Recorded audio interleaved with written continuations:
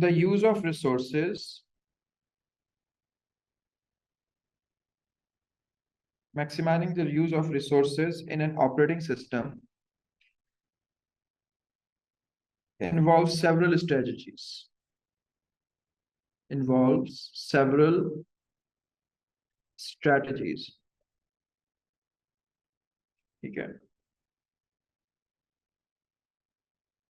and mechanisms.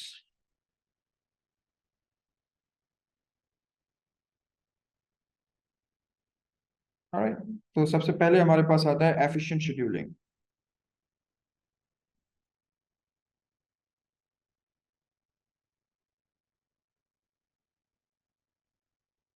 Efficient scheduling, तो इसमें हमारे पास नंबर 1 है CPU scheduling. The operating system employs sophisticated algorithms जैसे राउंड रॉबिन है, शॉर्टेज ऑफ फर्स्ट है, शॉर्टेस्ट रिमेनिंग टाइम है जो हमने पिछली क्लास में किए थे, to manage CPU time among processes properly and efficiently. इसके बाद हमारे पास दूसरा आता है input output scheduling, IO scheduling. So proper scheduling of input output operations ensures optimal use of input output devices in a way कि आपको कभी भी ये फील नहीं होता. For example, if you are playing a game, सही है, computer पे आप एक ऑनलाइन गेम खेल रहे हैं और उसके बाद आप जो है जॉयस्टिक भी यूज कर रहे हैं, कीबोर्ड भी यूज कर रहे हैं, समटाइम्स आप माउस भी यूज कर रहे हैं, तो ये नहीं होना चाहिए क्योंकि सिस्टम जो है वो ज्यादा हम उसको क्या कहेंगे, प्रोसेस ओरिएंटेड है. प्रोसेस, एक तो आईओ बाउंड जॉब होती है और एक क्या होती है, प्रोसेसर बाउंड जॉब. तो वो ज्यादा वो प्रोसेसर बाउंड जॉब है, तो ये ना हो कि हमारी कोई जो डिवाइस की इंटरप्ट है वो सिस्टम तक ना पहुंच सके. तो आईओ शेड्यूलिंग भी हमारे पास एक प्रॉपर सिस्टम होना चाहिए. उसके बाद हमारे पास, since we have already discussed lot about this part scheduling के अंदर, तो हम इसको यहाँ पर इतना डिटेल में नहीं करेंगे. अच्छा, इसके बाद आती है memory management. This is a topic जो कि बहुत इंपॉर्टेंट है. ये हमारे पास पहला जो था वो प्रोसेसर टाइम मैनेजमेंट है और दूसरा कौन सा है, मेमोरी मैनेजमेंट. तो हमारे पास मेमोरी मैनेजमेंट है. अब इसमें हमारे पास दो किस्म के मेमोरी मैनेजमेंट के अंदर वो तरीके होते हैं, स्ट्रेटेजीज, मैकेनिज्म्स होते हैं. एक को हम कहते हैं वर्चुअल मेमोरी. अच्छा, virtual memory is basically a technique employed by the operating system. जब आप बहुत सारी जॉब्स लोड कर लेते हैं और आपके पास जो अवेलेबल मेमोरी है वो फिजिकली खत्म हो जाती है, रैम में आपके पास जगह नहीं है, तो सिस्टम क्या करता है, वो ऐसी कुछ स्ट्रेटेजीज इंप्लीमेंट करता है. अभी हमें ये दूसरा टॉपिक है हमारा मेमोरी मैनेजमेंट का, हम उसमें इसको पढ़ेंगे. उसमें एक होती है पेजिंग और एक होती है सेगमेंटेशन. तो इस तरह की एक वर्चुअल मेमोरी. तो virtual memory is associated with paging. इसमें क्या होता है कि ऐसे तमाम मेमोरी एरियाज जिनमें ऐसे प्रोग्राम या डेटा लोड हुआ हुआ है जो बहुत देर से आपने इस्तेमाल नहीं किया और वो आइडल है, and you as an operating system require more space in the memory. तो वो जो आइडल एरिया है वो आपके हार्ड डिस्क पे ट्रांसफर हो जाता है और उससे जो स्पेस क्रिएट होती है उसमें हम नए प्रोग्राम्स को लोड करते हैं. अब वो जो हार्ड डिस्क का एरिया है जिसमें वो प्रोग्राम जो इस वक्त आइडल था हमने रखा है, उस एरिया को हम वर्चुअल मेमोरी कहेंगे. सो क्यों वर्चुअल मेमोरी कहेंगे, वो इसलिए वर्चुअल मेमोरी कहेंगे कि आपके लिए बीइंग यूजर, बेटे 5 मिनट, आपके लिए बीइंग यूजर वो अभी भी लोडेड है, हालांकि सिस्टम ने उसको हार्ड डिस्क पे ऑफलोड कर दिया है क्योंकि वो आइडल था प्रोग्राम. अब जब आप वापस आएंगे उस प्रोग्राम पे, सिस्टम फिर उसको फैच कर लेगा हार्ड डिस्क से. तो वो जो एरिया है हार्ड डिस्क के अंदर उसको हम क्या बोलते हैं, वर्चुअल मेमोरी. इसको हम मेमोरी मैनेजमेंट के जो नेक्स्ट टॉपिक हमारे आएंगे उसमें हम पढ़ेंगे. फिर हमारे पास आती है paging and segmentation. Paging and segmentation. अच्छा, पेजिंग में क्या होता है, एक पूरे प्रोग्राम को लोड नहीं किया जाता, उसके पेजेस बना दिए जाते हैं. मतलब एक फिक्स अमाउंट ऑफ स्लाइस बना दिया जाता है और पूरे प्रोग्राम को स्लाइसेस में डिस्ट्रीब्यूट कर दिया जाता है और सिर्फ वो वाला स्लाइस मेमोरी में लोड किया जाता है जिसको हमें इस वक्त चलाना है. मतलब हमारा हर प्रोग्राम बहुत बड़ा था, माइक्रोसॉफ्ट वर्ड है बहुत बड़ा प्रोग्राम, लेकिन हम उसके सारे फीचर्स तो एक साथ इस्तेमाल नहीं करते ना. तो जिस फीचर की हमें जरूरत होगी हम सिर्फ उसको लोड करते हैं, उस स्लाइस को लोड करते हैं, वो फीचर का प्रोग्राम लिखा हुआ, बाकी सबको नहीं करते. तो यूजर को ऐसा लगता है जैसे पूरा प्रोग्राम लोड हुआ है जबकि पूरा प्रोग्राम लोड नहीं होता. तो जैसे जैसे जिन जिन फीचर्स की जरूरत पड़ती रहती है वो मेमोरी में लोड होते रहते हैं स्लाइसेस, और उनको पेजेस बोलते हैं बाय द वे. और जब हमें उनकी जरूरत नहीं होती, वो पार्ट आइडल हो जाता है तो उसको वापस ऑफलोड कर देते हैं. तो इस तरीके से क्या होता है, बेस्ट मेमोरी मैनेजमेंट होती है, प्रोग्राम लोड भी होता है और पूरा भी नहीं होता. और सेगमेंटेशन में क्या होता है कि हम उसको फिक्स्ड पेजेस में डिस्ट्रीब्यूट नहीं करते, रादर हम उसको डिस्ट्रीब्यूट करते हैं उसके वर्किंग पार्ट्स में. जो भी हम एक प्रोग्राम बनाते हैं, प्रोग्राम के अंदर बहुत सारे जो है ना वो सब रूटीन्स होते हैं, फंक्शंस और प्रोसीजर्स होते हैं, तो जिस फंक्शन को चलाना होता है सिर्फ उसको लोड करते हैं, तो उनका साइज तो छोटा बड़ा होता है, जैसे पेजिंग में तो साइज फिक्स कर देते हैं, लेकिन वो एक पार्ट पूरा लोड होता है, सारा नहीं होता। तो जो Android, Linux, Unix based system है वो सेगमेंटेशन पे जाते हैं, जो विंडोज वाले सिस्टम्स हैं, विंडोज बेस्ड हैं, वो पेजिंग पे जाते हैं। तो अब हम नेक्स्ट क्लासेस में इसको डिस्कस करेंगे। अच्छा, इसके बाद आती है हमारे पास तीसरी चीज, मैक्सिमाइजिंग द रिसोर्सेज में रिसोर्स एलोकेशन।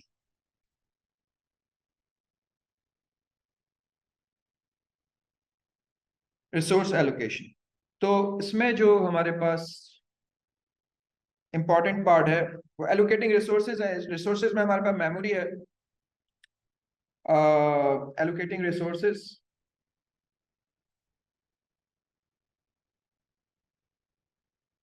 तो the operating system must allocate resources like memory, CPU cycles, network bandwidth. Bandwidth भी तो अगर बहुत सारी आपने एप्लीकेशन ऑनलाइन चलाई हुई है, जिस तरीके से आप देखें, जब मैं अपने आईपैड को कनेक्ट करता हूँ अपने सीपीयू के साथ, तो मेरे पास एक दो नहीं बल्कि इस फ्लोर पे जितने भी क्लासरूम्स हैं, हर क्लासरूम के अंदर जो एप्पल टीवी रखा हुआ अपीयर हो रहा होता है। तो इसका मतलब है कि एक ही बैंडविड्थ पे बहुत सारी डिवाइसेस आपस में कनेक्टेड है। नॉट जस्ट दैट स्टूडेंट भी कनेक्टेड है, नॉट जस्ट दैट और भी लोग हैं जो लाइब्रेरी के अंदर बैठे हुए हैं वो भी कनेक्टेड है, तो कंप्यूटर भी कनेक्टेड है फिजिकली। तो अगर हम प्रॉपर से रिसोर्स अलॉटमेंट नहीं करेंगे, जैसे कि मेमोरी है, नेटवर्क बैंडविड्थ है और सीपीयू साइकिल्स हैं, तो हमारे पास सिस्टम प्रॉपर से बिहेव नहीं करेगा। और इसके बाद अगेन हमारे पास जो हमें सबसे ज्यादा जो इंपॉर्टेंट चीज है वो डेडलॉक्स को अवॉइड करना है, तो अवॉइडिंग डेडलॉक्स।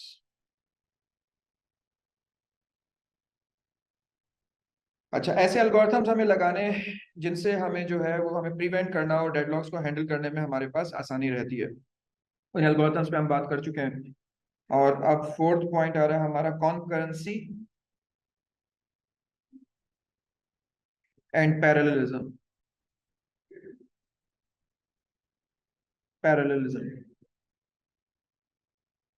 कॉन्करेंसी का मतलब है एक से ज्यादा जॉब करंटली हमारे साथ एक साथ चल रही हैं, तो इसमें हमारे पास पहला आ जाता है मल्टी थ्रेडिंग।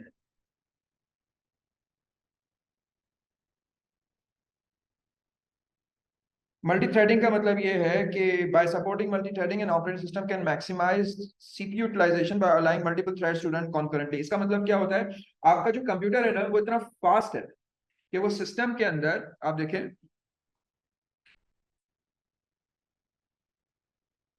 मेरे पास, मेरे सिस्टम के पास इस वक्त 4 कोर्स हैं, ठीक है, लेकिन सिस्टम में इस वक्त 8 नजर आ रही है।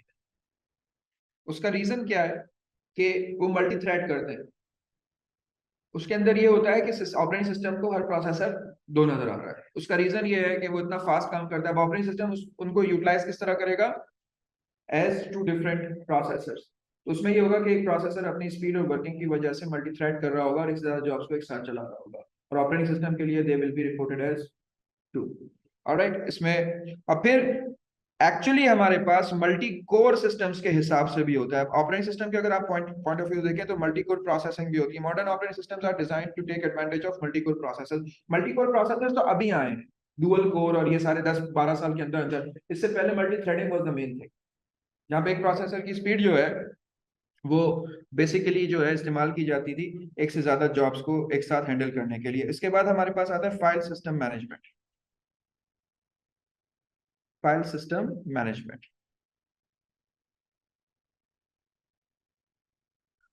फाइल सिस्टम मैनेजमेंट में हमारे पास फाइल सिस्टम कुछ इस तरह बेहतर होना चाहिए कि हमारे पास फाइलों के ज्यादा हो जाने से सिस्टम के स्लो होने का खतरा ना हो। तो efficient data storage, efficient data storage, तो organising data storage in an efficient method can speed up. अच्छा, इसमें यह भी होता है कि आपके पास जो अंडरलाइंग स्टोरेज है ना वो बेहतर होनी चाहिए। जैसे एसएसडी, उससे डेटा बहुत फास्ट रिट्रीव होता है, तो वो उसमें आपको इतना पता नहीं चलता। जो लोग गेमिंग करते हैं वो कोशिश करते हैं चाहे वो कम अमाउंट की एसएसडी लगाएं, लेकिन वो पहली जो मेजर ड्राइव है वो एसएसडी लगाते हैं, तो उसमें ऑपरेटिंग सिस्टम जल्दी लोड होता है, गेम जल्दी लोड होता है, रिस्पॉन्सिव ज्यादा होती है। ये भी है, और कुछ ऑपरेटिंग सिस्टम के अपने इश्यूज भी हैं। तो फिर कैशे आती है, तो कैशे में ये होता है कि इम्प्लीमेंटिंग कैशे। कैशे क्या होता है, जो फ्रीक्वेंटली यूज हमारे डाटाज हैं, हम क्या करते हैं कि उनको कैशे मेमोरी में रखते हैं ताकि वो जल्दी से बार बार लोड ना, बार बार।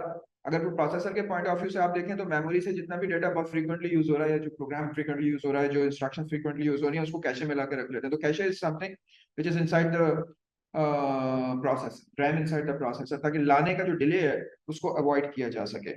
ठीक है, और स्पीड ऑफ एक्सेस बढ़ाई जा सके। इसके बाद हमारे पास नंबर 6 पे लोड बैलेंसिंग।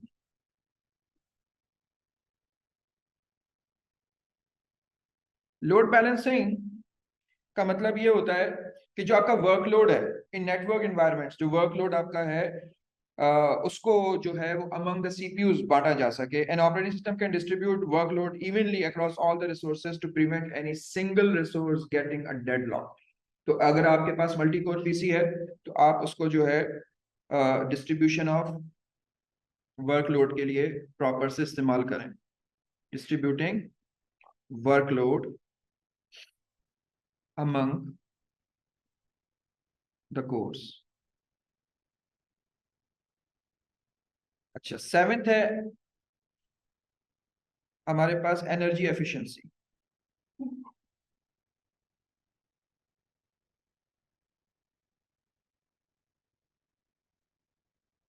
एनर्जी एफिशिएंसी का मतलब क्या हुआ?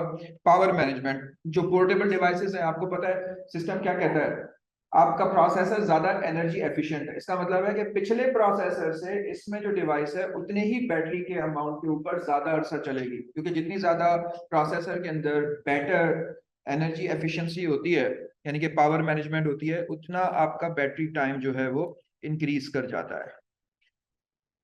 Power management. So on portable devices, managing the power usage of components can prolong battery life while maintaining the performance. Heat up नहीं होता सिस्टम तो ज्यादा देर तक चलता है। इसके बाद हमारे पास आ गए डिवाइस ड्राइवर्स।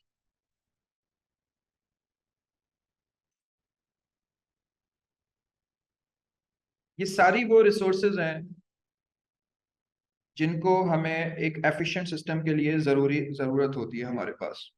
तो ऑप्टिमल यूज हो गया, बस इनका जितना भी आपके पास ऑप्टिमल यूजेज में हमारे पास इनका काम आता है ऑफ पेरिफेरल्स। किसी भी चीज को छोड़ना नहीं है, उसको जितना भी उसके अंदर ऑप्टिमिज्म के साथ आप उसको यूज कर सकते हैं, उसके मैक्सिमम तक आप उसको यूज करें ताकि यूजर को डिले महसूस ना हो। ठीक है, और इसके अलावा हमारे पास प्रोसेसेस एंड सर्विसेज हो सकती हैं सिस्टम के अंदर। जो सर्विसेज चल रही हैं वो प्रॉपर होनी चाहिए, नेटवर्क रिसोर्सेज हमारे पास प्रॉपर होनी चाहिए। तो ये तकरीबन कुछ चीजें हैं जो आपको जहन में रखनी पड़ेंगी। तो these are the resources which operating system maximise उनका यूज करता है, ताकि हमारे पास जो ओवरऑल सिस्टम की फीलिंग है यूजर्स की वो इम्प्रूव हो सके। ठीक है, तो ये टॉपिक इतना इम्पोर्टेंट नहीं है, लेकिन बहरहाल आपको ये पता होना चाहिए कि एक अच्छे सिस्टम को यूज करने के लिए हमारे पास जितनी भी सिस्टम की रिसोर्सेज हैं उनका best possible use operating system की फर्स्ट एंड फॉरमोस्ट रिस्पॉन्सिबिलिटी है। तो इसमें से जो इम्पोर्टेंट पार्ट है वो सिर्फ फर्स्ट 3 है जो इस चैप्टर से रिलेटेड है, और बाकी कॉन्करेंसी जो है वो हमारे पास चैप्टर 4 जो हमारे पास उसमें है एएस में, और चैप्टर 13.1 जिसके अंदर हमने पैरेलल कंप्यूटिंग पढ़ी थी उससे रिलेटेड है। और फाइल मैनेजमेंट सिस्टम हम जब ऑपरेटिंग सिस्टम थोड़ा सा आगे बढ़ेंगे उसमें हम इसको डिस्कस करेंगे, लेकिन इतना मेजरली इसको डिस्कस नहीं करना। So that's about it, maximising the use of resources in an operating system. मिलते हैं फिर।